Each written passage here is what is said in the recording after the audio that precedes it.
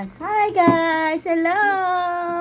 So, magpo-food review tayo ng chocolate. Chocolate lang. Ganun na. Dubai chocolate to, yung may pistachio. So, taga na yan sa akin. Yun. O, yun. Ayan. Buksan natin ha, kakainin natin. Tapos, review natin kung ano yung Kunti lang kakainin. lasa. Hindi, konti lang din. Titikman lang naman natin eh. Wow! Kisha, oh, look at this. Buksan natin. So, iba to. Ano to? Sa Kunafa chocolate, pistachio. Hindi siya yung talagang fix. Yung fix ang mahal. Ito, mura lang to eh. Ito yung isang mura sa Dubai.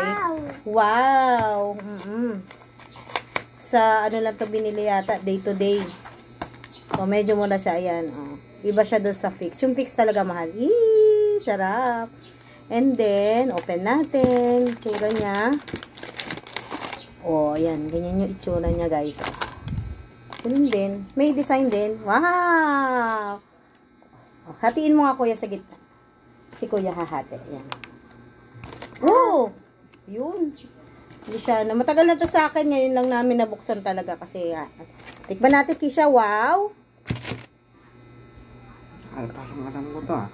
Nakita ko na to sa... Kapraso lang si Kisha. Ay, isa lang ako. Kapraso lang din. Ayun, kumuha ka na dun.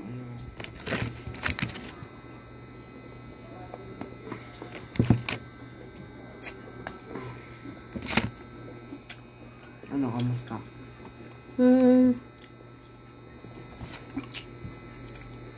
Hindi ko alam kung talagang yun yung lasa niya. Pero, masarap naman siya. Pero, ano siya, meron, para siyang, kaya ako hindi masarap. Masarap pala. masarap naman. Matamis siya. Malamang chocolate. Masarap. Masarap? Wow. Nang agaw pa. Yung loob niya masarap. Isa-isa lang. Crunchy loob niya. Sarap na siya. Tignan mo pa Alika Ito. Ano na? Bagyan mo si Papa. Sarap? Sarap na, hindi naman siya ganun katamisan. Crunchy yung loob niya. Crunchy yung loob. Ano? May panggawang anong kunafa. Pero medyo pag crunchy. masyadong maraming unahin ito. Masyado. Tinikpan lang namin siya. Kasi nga, ito yung trending sa Dubai. The chocolates, pistachio. Sarap na? Is it yummy? Pagkatapos niyo kumain nito. Katubig. Inom ng tubig, marami.